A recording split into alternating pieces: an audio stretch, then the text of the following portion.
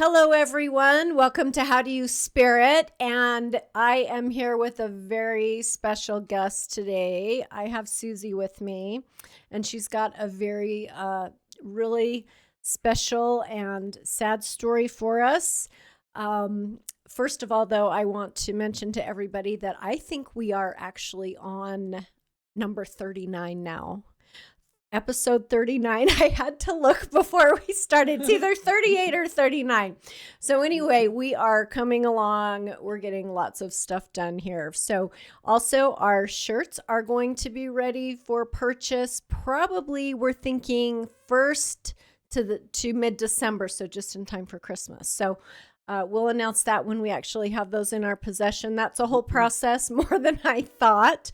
But anyway, you can find our podcast on any of the podcast listening platforms, Spotify, Apple, iHeartRadio, all those. And also, please go check out our YouTube channel at How Do You Spirit and give us a like and follow. So moving on to Susie. Thank you, Susie, for coming here today. This is probably a little difficult for you, and I'm so grateful that you're willing to join us. Thank you for asking me. You're welcome. Susie, kind of funny, the story. I know Susie from the gym. Yes.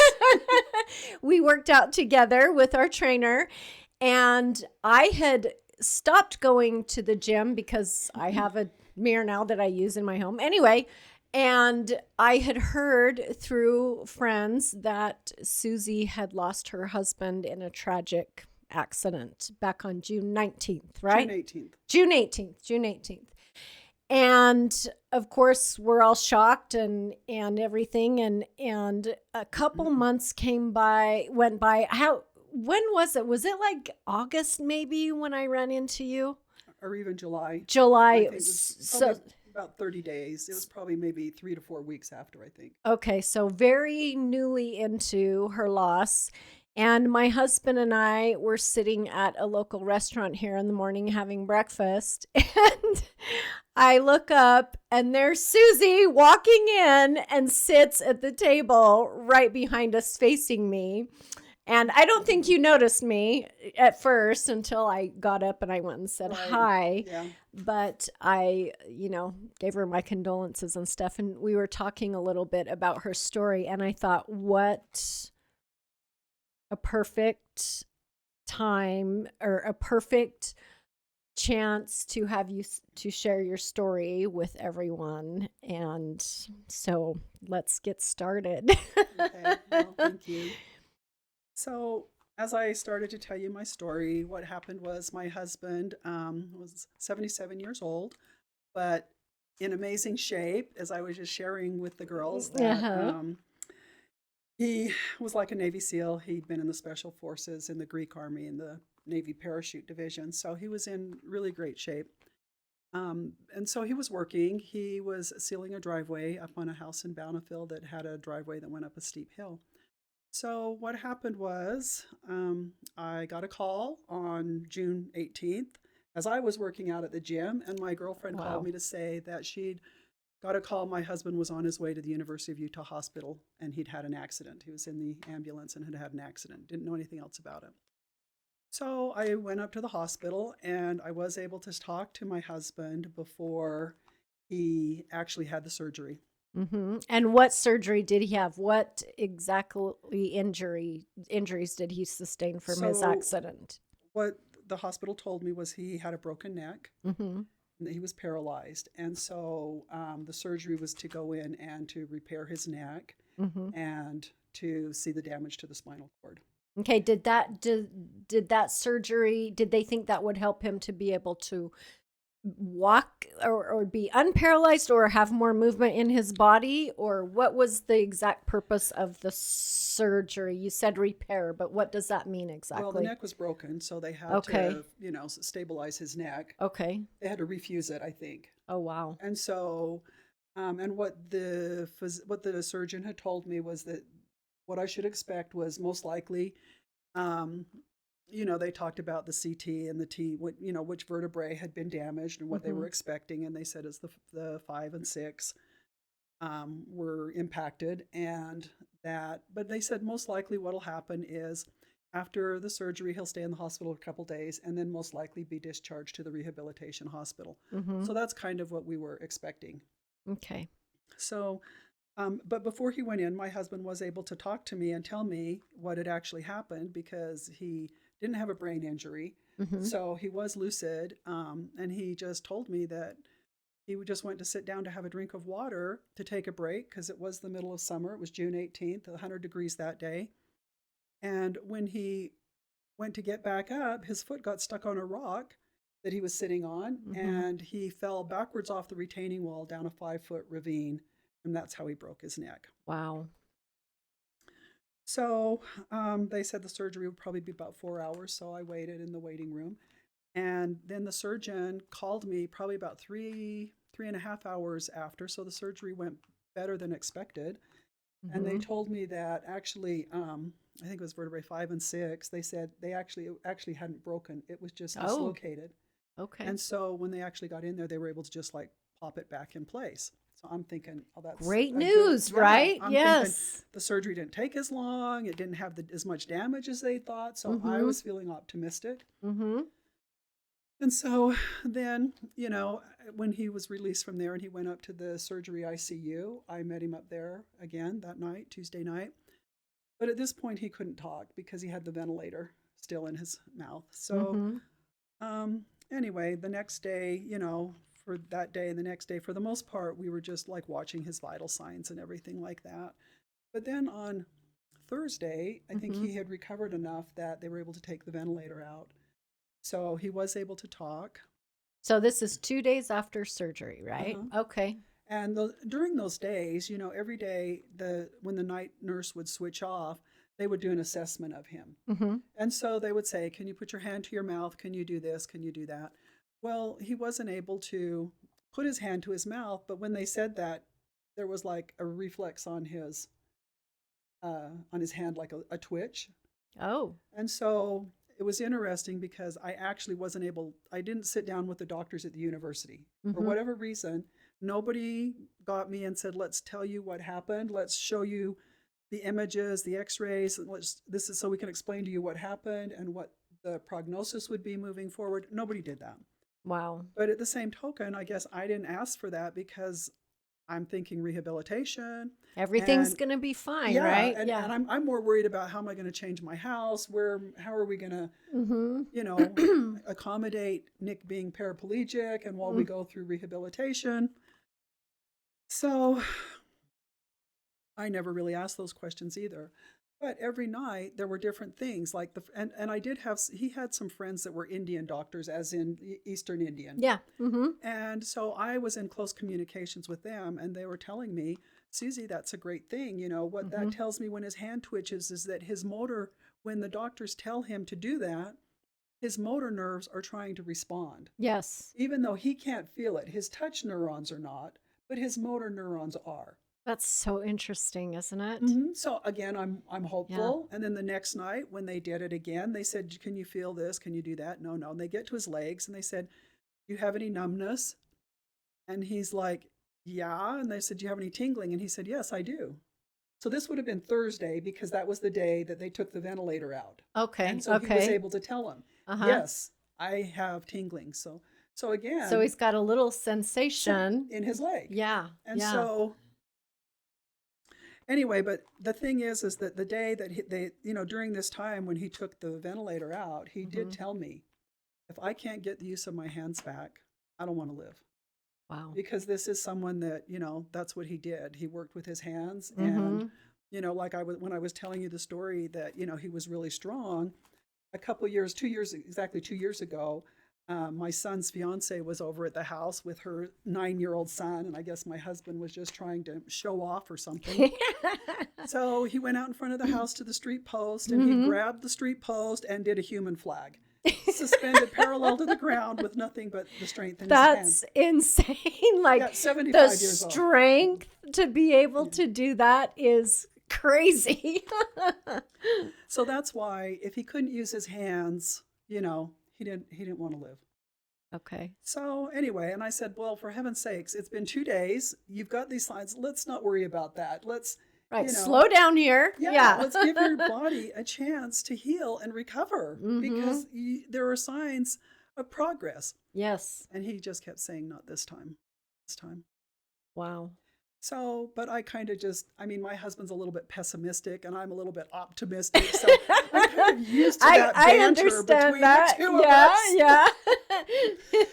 So you didn't necessarily maybe take him that serious, did you? I really didn't because he is so strong and he has had heart attacks and he's beat them like that. And he had prostate cancer and he went through radiation and he's so cancer free. Wow. And I told him, you are so strong. Your body has never let you down. You're going to get through it. I literally said that. Yeah. Your body has never let you down. Yeah. But he just kept saying, not this time.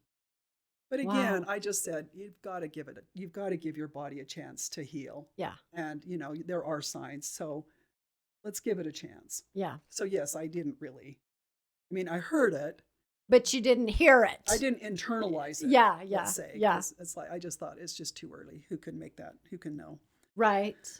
So, and it's interesting because my daughter, who, we're a really close family. We're Greek and I'm really close with my kids. Yes. And my daughter and I are like almost inseparable. We're very close. Well, she was in Lake Powell for the week, but she was coming home Friday.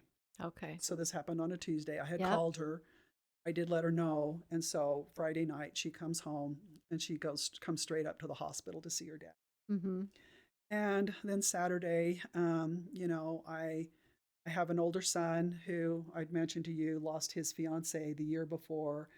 And so he was really struggling and he's the most vulnerable in our family. So it was really hard for him to go up and see his dad like that. And so we just told him, look, you don't have to go up there.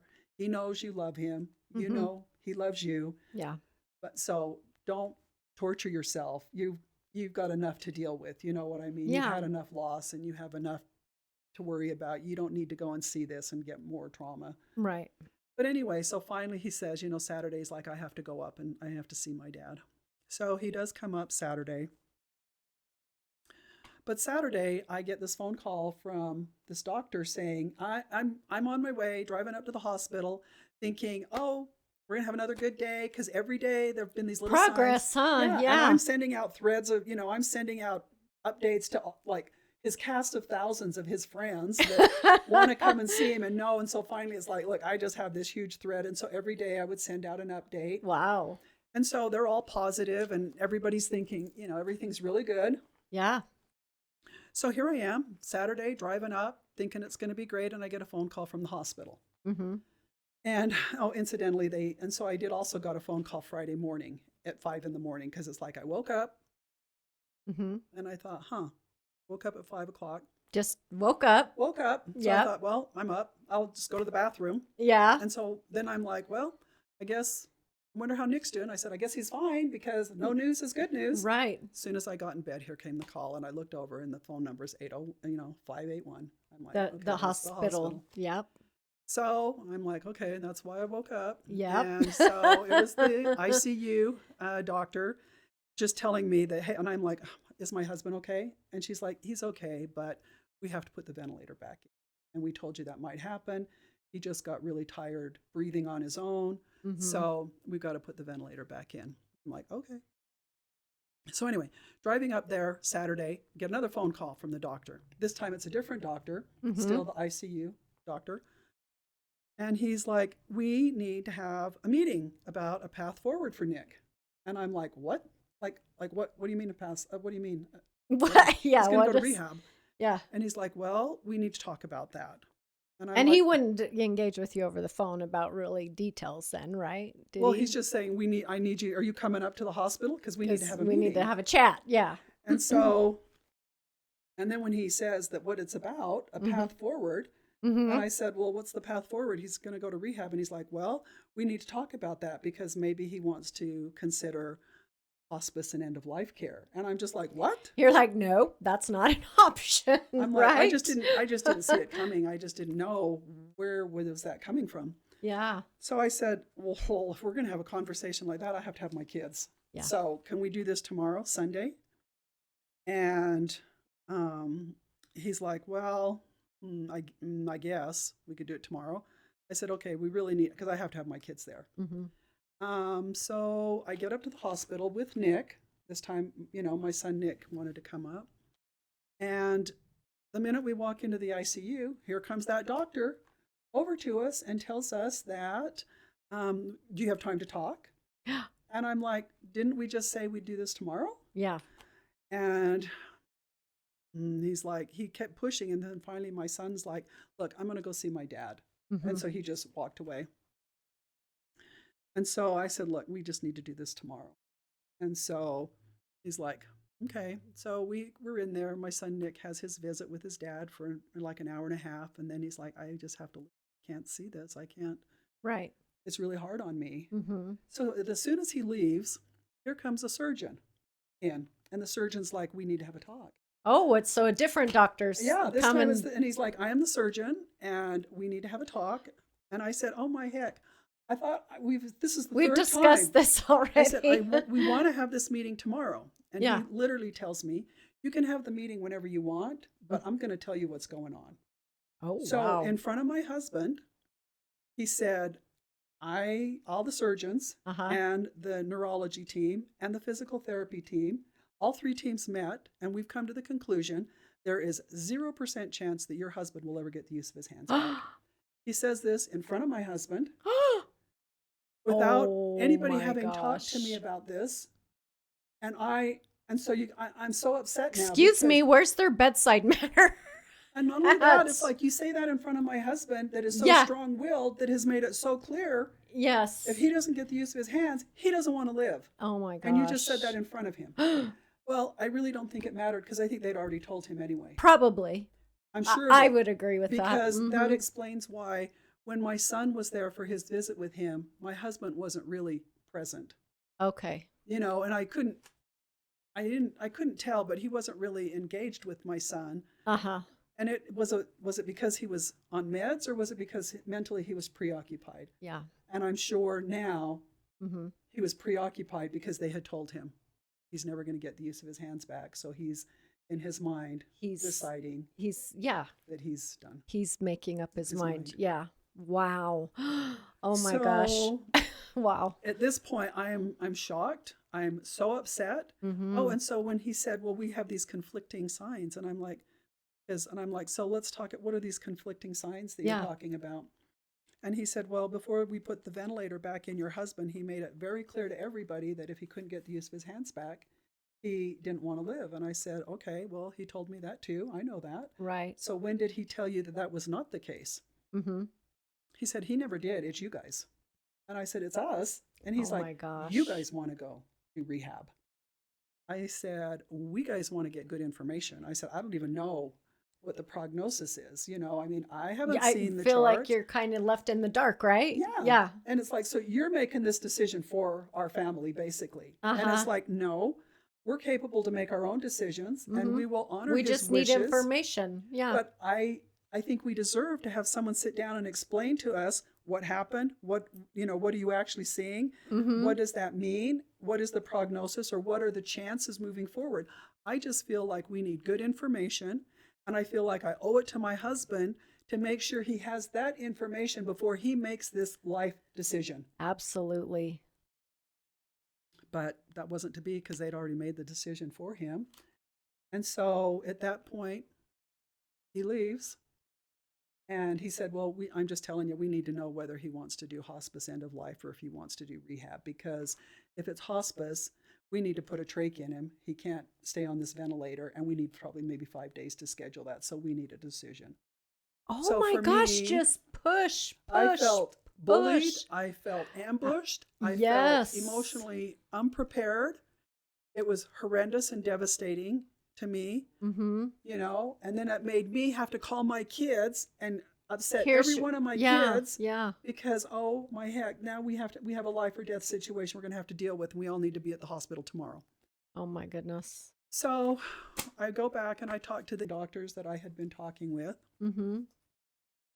And in the conversation, I just felt like I had a lack of trust with the hospital. Absolutely. And Yeah. so at this point, I really didn't trust them. And I really felt like I wanted a second opinion from Mm-hmm. somebody from IHC that was not affiliated because there was With the something going group. on that I didn't understand, Yeah.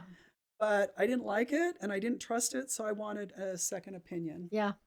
So they thought that was the best thing that I could do. So I set out to decide who would be the doctor that I could consult with. Mm-hmm. And it happened to be, I was really felt good about the doctor that I had chosen. His name's Dr. Kachetarian. He's Mm-hmm. here locally. And, when I looked him up because my husband had seen him before. So he was Okay. already one of A my husband's patience. physicians. Uh-huh. And it would have been easy for him to see the records. I just would have had to add him as one of his physicians to my chart. Yeah. So he would have had immediate access to all of Nick's Right. records. And when I looked up his area of expertise, what did it say? Neurology and spinal cord injuries. So that to me was like a sign from God. Yes, I just got the chills. I did too. I did too. And so I was so hopeful. I just thought, oh, thank you, God. Thank you. Yes. I just really believed that. And You're going to get some direction now. I'm going to get some help clear and some direction. Yeah. Yes. Mm-hmm. Because it was meant to be, and this is what's supposed to happen. Yeah. So I left my husband that night, and I felt somewhat optimistic because I had hope. Mm-hmm. So we all had our meeting up there at 1:00 Sunday afternoon. Mm-hmm. And again, I'm hopeful because I'm thinking I have a plan here. And yeah. So at least to get some answers anyway, right? Yeah. Yeah. So at least we can make a good decision based on good data. Yeah. That's the best I could ask for. Yeah. Really. Be the best informed yeah. Absolutely. And so we go up there and the whole thing was so unorganized. And like you say, the bedside matter, it was terrible. It was atrocious. I don't even know why it was such a disaster, because they actually have a palliative care team that are trained to take families through these kinds of processes. Yeah. Instead of having the surgery come and just word vomit all over me in front of my husband and shock me and do that. But yeah. So I don't understand why they didn't use their process, but for whatever reason, this is my experience. This is how it played out. So anyway, we go in there, and so two of my kids were there because my other son Nick couldn't do this either. He's like, I support you, whatever Dad wants, whatever you all think is the best. I'm going to support you in that. And I said, yeah, there's no reason you don't have to go through this, and I'm so grateful that you didn't, because it was horrendous. Yeah. So we go up there. And so my two kids and their partners or whatever are on the one side. The palliative care team are at the foot of my husband's bed. I'm on this side. And my husband's here. So he's off meds because he needed to be lucid for this conversation, because we as the family, he was competent and capable to make his own decisions. So he was able to say what was going to happen to his care. Yeah. But they needed to make sure he wasn't medicated. Of course. So we sit here from 1 until 3:30, and we have all this background talk, and we want to understand him, the man, and stuff like that. But it's like literally what it gets down to is how terrible this process was, and I think you at the hospital, you owe this to us. We deserve to have a second opinion. I'm going to insist that happen. This is my plan. This is what I want to do, and this is what I think is the right thing to do. Yeah. Anyway, 2.5 hours into it, this is kind of where we end up. And at this point, this is kind of heavy emotional information. So I'm emotionally overwhelmed at this point. I'm exhausted. Yes. Overwhelmed, exhausted, all. Yeah. And so at this point, I say, I think that's a lot of information. I think that we should maybe take a break now. And, I've told you who I want to see. I can add the doctor to my chart. I'll call his office and tell him it's an emergency. I need to see if I can get in as soon as I can get in. And, maybe we could reconvene tomorrow, and hopefully I'll have had a chance to talk to the doctor, and we can pick this up tomorrow, is my suggestion. And then I turn to my husband and look at him, and I'm like, so is that okay with you, honey? And to my surprise and shock, he's like, no, he's not. And so that was overwhelming to me, because I'm like, no, what? You don't want a second opinion? And he's like, so no second opinion. He wouldn't have anything to do with that. Wow. And anyway, he wanted to continue the process. He wanted to have the conversation about end of life. So at that point, I actually had to leave the room, and my kids had to stay and finish that conversation with my husband and the doctors and the palliative care team. So about an hour later, my son comes down and finds me and tells me that, his dad has made his decision that he's going to terminate life and he's not coming home. He's going to stay in the hospital until he passes. Wow. And he's like adamant about it. So I go back up into the room where my daughter was with him. And I tell my husband, so, okay, I understand you've made your decision and we honor your decision. If that's what it's going to be, so be it. But can we just have tonight to come to grips with this and to have tonight Let with the you, dust settle and really rest, first of all, recover, being so catch our breath, overwhelmed. let this sink in, and maybe my other son wants to come back up and see you again if this is it. And my husband wouldn't let that happen either. He's like, no. He was just done. It was, yeah. So, at the moment that I had to go and tell the doctors that he wants to terminate life support right now, it was like 5:40 something. So that we've been here since 1 o'clock. Oh my gosh. So I go out and tell him that he's done. He wants it now. He wants to terminate life support now. We had expected the surgeon, the one that dropped all the news on me, had told me because my husband was so strong, they didn't expect him to pass quickly. They thought it would probably maybe take 2 or 3 days for him to actually pass. Yeah. So I'm getting prepared now to move into a different wing of the hospital, which is where they said this would happen. Hospice would happen in a different wing of the hospital. And so I'm mentally trying to prepare for that. And so then they take him life support, except for the ventilator, because they have to wait for a certain person to come take the ventilator out. The nurses can't unhook him from everything. So that happens about 10 minutes to 6, I guess. And I had to step out when they did that too. Yeah, of course. Some things I just couldn't do. Of course. I just couldn't emotionally come from where I was thinking rehab to how fast this had escalated. And now But I was right there. I was just outside, And so as soon as they took it out, I went back in the room. And so my daughter was on one side of my husband and I was on the other side. And I'm looking at his eyes more than anything. I was just like caressing his face and looking at his eyes. I wasn't really paying attention to his belly because I was just looking in his eyes at his face, Right. And so like after about 5 minutes, and at one point I hear my daughter go, and I just thought, it's just the emotion. It's just everybody deals with it differently or something. Yeah. So anyway, at that point I stopped looking at his face and I'm down, caressing his hand. And now I'm like looking at his belly and I'm like, I don't see it moving. Oh my gosh. And I turn and I like say, is he dead? So it hadn't even been 5 minutes.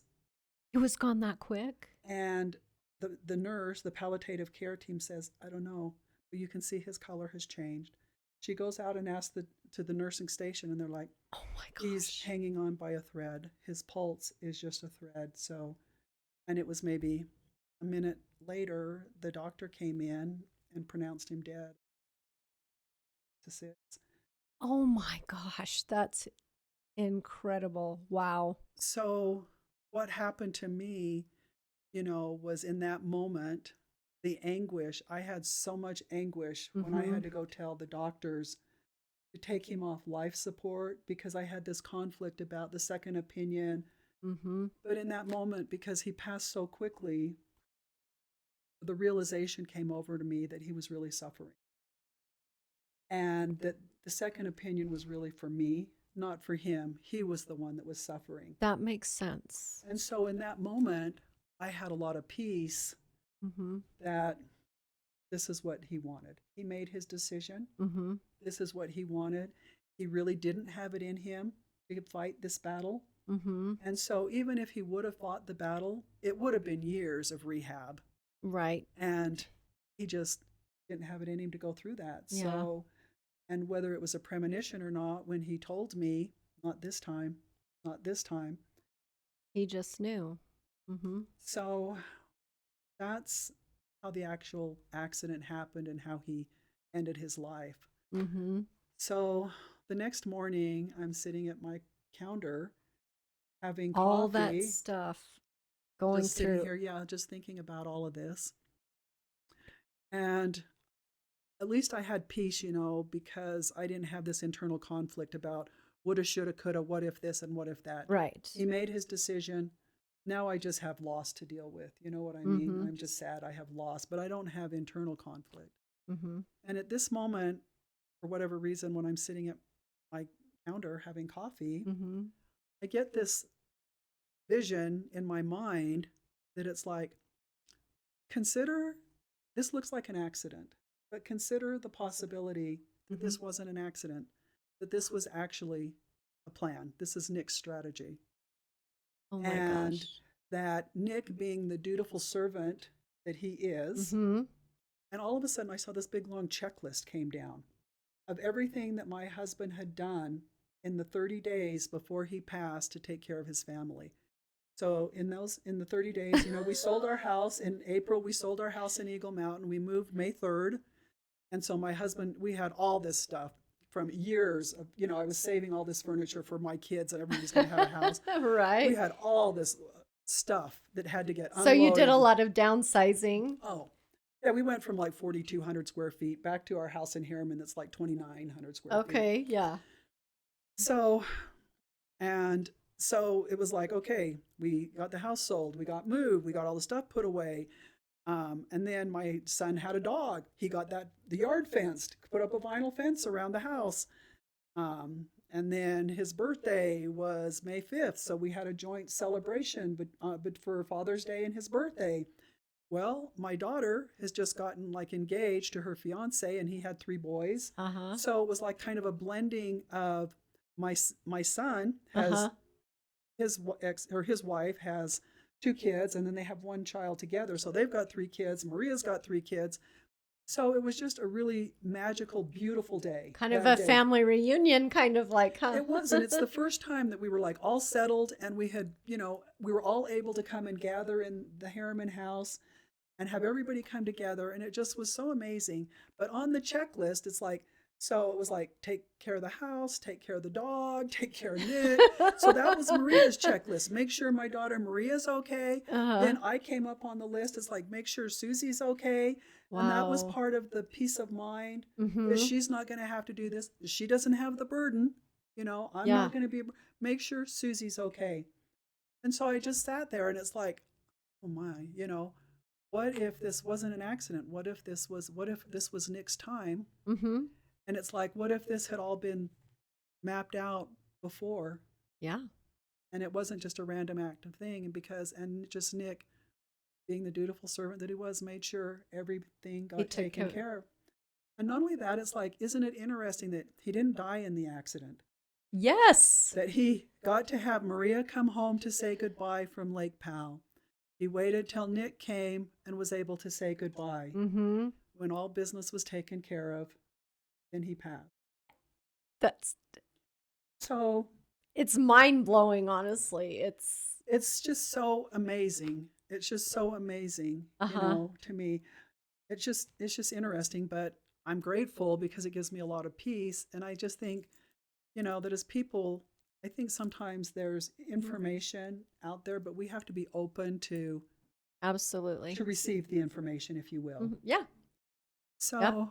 And then, so what happened was, I had some issues about some financial concerns. Yep. Because this was a homeowner's, it was homeowner's property. There's a homeowner's insurance that pays for accidental death. Mm-hmm. And the homeowners, the people where this happened, they'd actually filed a claim. Oh, wow. On our behalf for us. Wow. Except the insurance company doesn't want to pay for it. Of course. Right. Of course. So I have a girlfriend that does energy work, and I think I had told you a little bit about that. So it was just something that was weighing on me. It was bothering me. So I wanted to just go and meet with her and see, what she thought about, what does the energy work say about surrounding this financial information. Yes. So it was probably, I think this was like 10 days after Nick had actually passed when she and I were able to get together. Mm-hmm. So I go up to her house that day, and when she opens the door to me, she tells me, she says, "Oh, I just have to tell you, the angels are here." Mm-hmm. Because I started to cry about an hour ago when I was taking a shower. And she said, when that usually happens, that usually means the angels are here. Mm-hmm. She can feel the energy. The energy. Yep. So she said, so anyway, just wanted you to know that. So we sit down at the table, and she's got papers and stuff out there, and she's got her things out there. And she's like, here's a piece of paper and a pencil for you if you want to take some notes on whatever you're going to ask me and whatever, I have to say. Mm-hmm. Because when she does the work, she doesn't really remember. No, It's and I just- don't either. I do No. readings and I don't remember either. No, and so it's like, That's not you. It's Yeah. not coming from you, me. No. And so we sit down, and she kind of starts to chuckle, and she said, well, okay, the first thing she said, I have to tell you, Nick is here. Yeah, of course. And Nick has a lot that he wants to tell you. Uh-huh. And I'm like, okay. So she says, we'll get to what you want to talk about and what you want to ask. But first, there's a lot. There's some stuff going on here. And she says, and I'll tell you in a minute why I'm chuckling here. Uh-huh. But Nick has some stuff to tell you. Uh-huh. And so that's why I had these notes, because these were the notes I took that day. Oh, awesome. You Yeah. brought them with. Mhm. Okay, let's see. Let's So hear. the first thing, and these are kind of rambling, because he said, you need to trust the process. Mm-hmm. Trust the process. Yeah. So, I mean, it's a little bit out of context. I mean, like, how does he know what I'm talking about? But of course, he knows why I'm there. And he's like, Susie, you just need to trust the process. And then she says, he wants to tell you that this is all part of Nick's strategy, that he had a strategy. Uh-huh. And that he came here, he specifically came here in this life to be with me. Oh. And to have these kids, and that it was a divine relationship from the get-go. Mm-hmm. So he wants you to know that. And then he says that we've always had the angels for support because we never had the support from any place else. Mm-hmm. And, I come from a Greek family, and Greeks can be kind of controlling, and you do it their way, or like in my case, I was disowned, I was disinherited. Oh, wow. Because I married Nick. Really? Is he not Greek? He is, but he and I, my family were lawyers and foreign diplomats. Okay. So I came from some big shots. Okay. So, they thought that I needed to marry a big shot attorney or a doctor, and they wanted to have an arranged marriage. Oh, my. And then I ended up marrying Nick, who was an immigrant from Greece, who's not particularly well educated. Okay. So Got it was it. a little bit mismatched there, and they just... they wanted me to marry who they wanted me to marry, not who I wanted to marry. Wow. Well, good for you for following your heart. I did. And, we were married 45, on Wow. May 29th, right before the accident. We had just celebrated 45 years of marriage. Wow. And, in the obituary, I even wrote that, I think Nick and I loved each other more on that day than the day that we said. I love that. Because we just grew. That doesn't together happen so very close, well in this day and age. It's just people just don't put the effort sometimes in the work into marriage, because it is work, right? It is. But that's amazing. And that's just the truth. It's just like, I love him more today. And, like I told him in the deathbed, Mm-hmm. I told him when he was paralyzed, I just told him, I said, even now there's nobody I'd rather be with than you. And that's my truth. I love that. Even if he couldn't get out of bed, it's just, Mm-hmm. because that's how much I really love Nick. Mm-hmm. And I've loved him all my life. I always have, and I always will. That's amazing. And it's one of our jokes, like, I think down the road I'll probably have another partner. But I told him, doesn't matter where I go or what I do, I'm coming back to you. He's the number And I one, told no him, matter what. because in the Greek church, they believe in burials. They don't believe in cremation. Uh-huh. But, him being as strong and as fit as he was, and I've always been heavier than he was, so sometimes there have been some jokes about my weight. Oh, no. And I told him, I said, when you die, I said, I'm going to be cremated and I'm going right on top of you. You're going to carry this way for the rest of your eternity. I'm coming and I'm going to be here with you. Right. That's just our banter back and yes. forth, But that's awesome. That's so cute. anyway, so as a result of that, Mm-hmm. so he says we had the angels for support because Mm-hmm. we never had it from any place else. Yeah. And then he said, and she said specifically, and he knew that he never measured up for you. And she says, I think that's some context from your mom, which totally is. Yes. That, he was never good enough for me, but he's like, According to them. according to them. Yep. But he's like, Yep. but I always did the best that I could for you. And Sounds like he always did pretty amazing. amazing. Yeah. Amazing. So then he said, I want you to know the peace is real. Mm-hmm. And he said there were people there to greet him and to help him pass over, Mm-hmm. and that he's fine. The peace is real. And he wanted me to know that. And he said, this is all divinely orchestrated. Wow. So the whole plan is divinely orchestrated. Mm-hmm. He said, you need to trust the divine, trust and believe. Oh, and then he said, this is what's funny to me, because being the macho guy that he was, the special forces, he was not a person to be, like, oh, I love you. He's not gushy. Right, right. That just wasn't his persona. Right. But He now was that the he's tough passed, guy. Uh-huh. Now that he's passed, so she said, Nick says that to him, I was always his princess. Oh. And I'm just like, okay, that's nothing that he ever would have said when he was alive. And then she said, the reason, that I'm laughing here is because they're laughing because you just have to go straight to the end. You want to know all the answers. Uh-huh. So you want to know what's going to happen. And all he's going to tell you is you have to trust the process. And then, so. Are you trusting the process? I am. And it's what's getting me through. That's good. It's what's getting me through. So you've let go and things will come as they ebb and tide. And Mm-hmm. when things get really tough for me, I really hang on to these words. Yeah. I live my life by these words, and they are like a guiding light to me, because when I really, I get conflicted and Mm-hmm. I don't know what to do. I don't know what to do in this situation. Yeah. I just have to really think about this. Yeah. I just have to trust the process. I have to know and believe and trust the process that Mm-hmm. Everything's going to be fine. Okay. Yeah. He's So- still got your back. Even on does. the other side. He does. He does. And, and so she said, the very last thing she said is that, like, Nick's like, if he told you the answer, what fun would that be? And that's just our banter back and forth. Yes. That's just the way Nick and I are.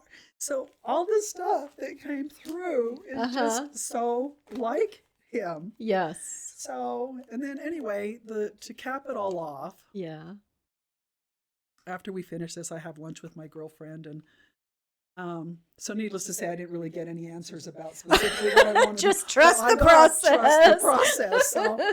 So, You're like, thanks. no one's going to tell me the answer. I just have to stay tuned and see what the outcome's going to be. Right. But I go home that day, Uh-huh. and so, like I say, this is 10 days after the funeral or something like that. So I get a knock at the door. Mm-hmm. I've been home about a half an hour, and I get a knock at the door. And what do you think's at my door? Insurance people. 4 dozen roses. From? I'm saying they're from Nick. Really? I honestly believe that. I do believe that. And so, yeah, there was a card on it. And the card was somebody that Nick had worked for that I've never even met. Oh my gosh. So I met him the day of the funeral. Uh-huh. I met him the day of the funeral. It was the first time I ever met the fellow. And so it's like, for him to send me 4 dozen roses, him and his wife. Yeah. And I sent, because my daughter was out of town again boating or something. And I sent her the picture, and she's like, oh my gosh, those are beautiful. Who are they from? Did you say And I your said, dad? they're from your dad. And Yeah. she's like, what? And I said, look, the card says Mike, but I only Yeah. met Mike the day of the funeral.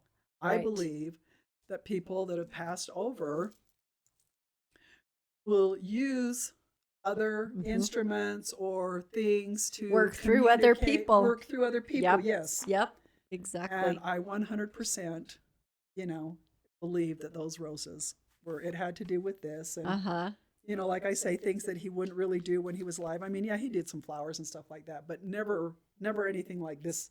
Or Extravagance. Yeah. So that's amazing. It was really great. So are you finding today then, a little bit of time has passed, but it's still super fresh for you. Are things working out? Are you really truly trusting the process and believing, and is it helping you heal? Well, it's just amazing to me. It's because like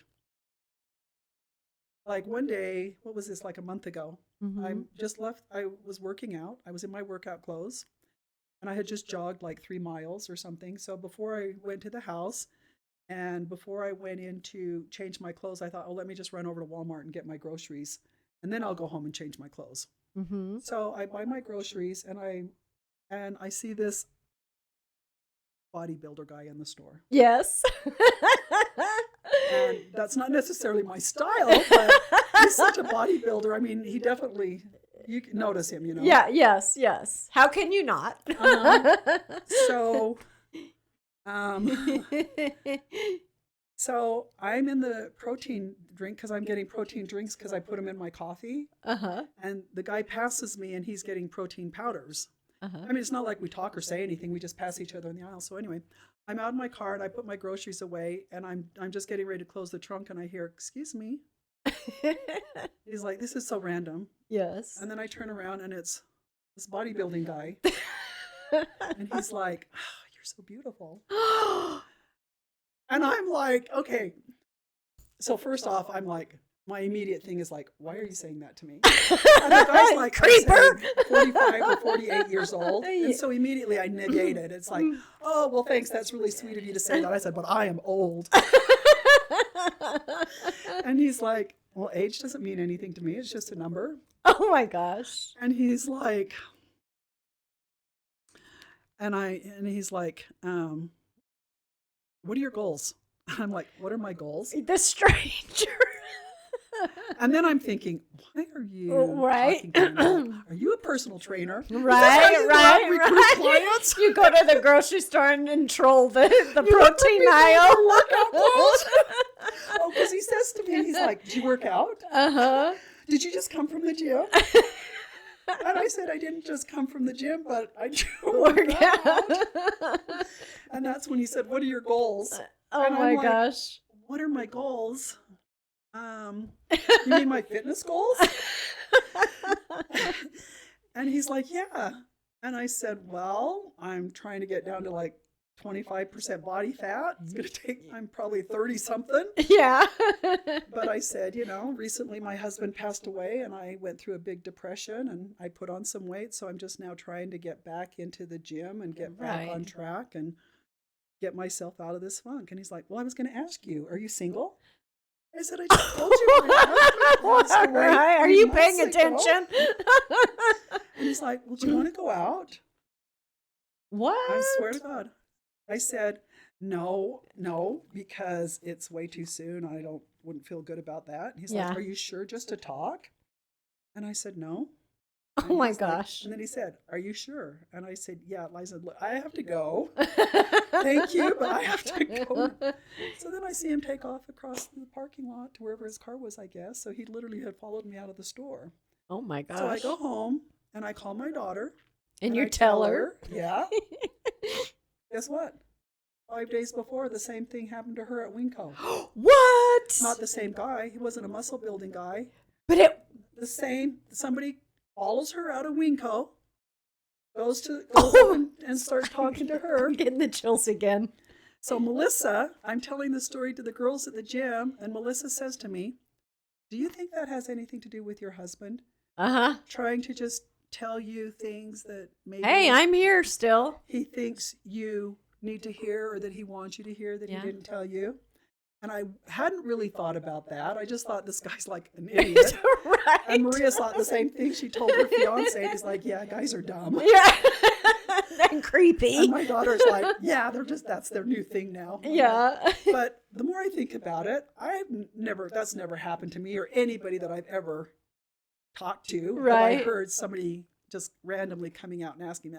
And to think that happened to me and Maria, Yeah, that's both of us within 5 days. yeah. And so when you say, how am I doing? Are you trusting the process? I'm aware. Okay. I'm aware of the process because some of these things are just so strange. The only thing I can attribute them to is Nick. Yes. Is Nick. Absolutely 100%. That's amazing. So, and then as far as the other thing, I've talked to the lawyers, and a lot of lawyers don't want to take on the insurance company. Really? Mm-hmm. And so it's been pretty discouraging. And Yeah. so I had a meeting with one yesterday, and Mm-hmm. and he had an expert go up there and do an evaluation and handed me the report. And the report was, I didn't read the report right there when he handed it to me, but he's like, well, here's the report, but you know what? Sorry, but we don't see a path forward. We can't help you. Wow. But you should still talk to some other attorneys, and, maybe I hope somebody can help you. Mm-hmm.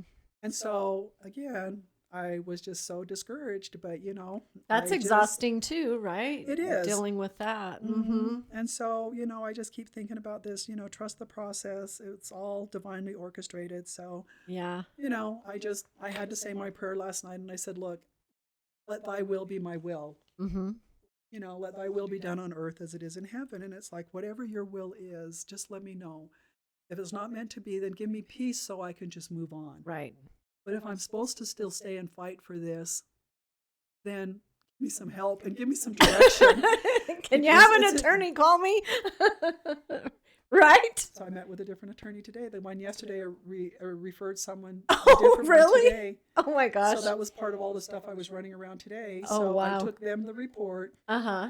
And so I don't know 100% because the attorney that he referred me to was in depositions today. But he's like, I want you to, if I'm not available to meet you, meet with, my paralegal or whatever. So in meeting with her, and we went through everything, the whole thing, everything that pretty much that that everything. Plus we covered what was in the report and the research that I had done because my background was on, I worked for 3 mayors of Salt Lake City. I was a policy analyst. And so I would research topics that I know nothing about. And I would I'd have to write a paper that was like 5 elements of an audit. It's how auditors go in and audit, whether it's a performance audit or whether it's financial audit or whatever. But so you dissect everything down? Wow. Yeah. And so you have to say, what's the condition, meaning what happened or what's the issue? Then you say, what's the criteria? The criteria is the benchmark. What should happen? What is best practice? Or what is the law? Or what is the code? Or what is... Wow. So it's like, that's what should happen. This is what is happening. Then you say, what's the cause? Why are they not in alignment? And what's the effect? Yeah. So I took this issue. I took my husband's death and I wrote an issue paper on it saying, and I researched, the laws like premise laws and different things like that. So I wrote, this issue paper out for the lawyers. You're doing their job. Because I needed to know from my own peace of mind. Yeah. And I was pretty good at my job, for 17 years. Everything that I wrote and I recommended, they ended up doing, and everything performed exactly as I said it would perform. Wow. So I'm pretty good at this kind Impressive. of work. And so I was just like, I'm so confused. It's like, to me, the negligence is there. It's an accident, for hell's sakes. We all agree it's an accident. Pay the claim. Right. But the attorneys just don't want to do it. But anyway, so after I left the paralegal today, she's like, I think we're going to take it. I think he'll take it. Oh, good. So hopefully, yeah, you'll have to give me an update. So when you ask the question specifically, I trust the process. Trusting the process, I will tell you that yes, like I say, when I get down and I don't know and I'm confused, I just have to go back and rely, believe, trust, and know.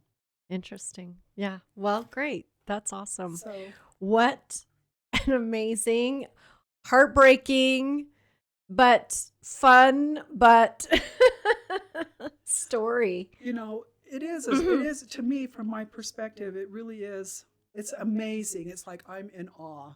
Yeah. I'm dealing with some loss, and I still have some sadness. Of course. But the awareness, because we're all going to die. Right. We all are going to die. Yep.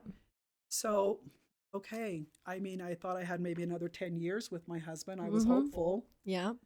But we don't get to choose that. And so No. if it was pre-scripted, because it's also another thing during my depression days, yes, when I was on the couch for the 10 hours a day, I happened to watch a 2020 show came on, and it was about the tsunami. Yeah.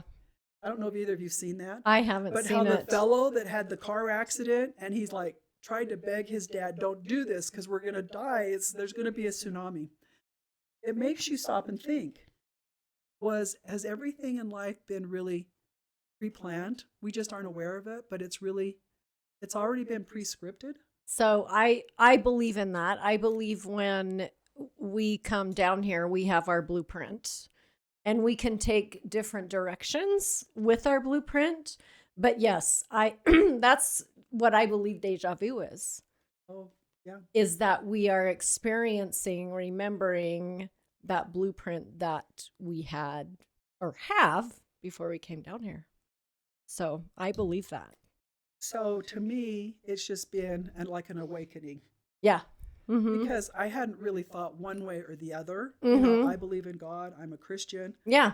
You know, but I hadn't really thought about, well, was our life pre-scripted before we came here? I just had never really thought about it that much. But through this whole process, it's kind of been like a revealing to me, if you will. Yeah. And so that's where I'm just amazed. And so on the one hand, it's comforting to me, and it's a little bit inspiring to me. Sometimes some people I talk and they think I'm crazy, but no, I don't care. No, you be you. I am. And to me, I find comfort in it. And I find comfort that, like we said, okay, my husband's gone, but he's still there with me. He is still with you. Absolutely. So, yep. Yep. Do you ever feel him? Do you ever feel like you feel him around you at times?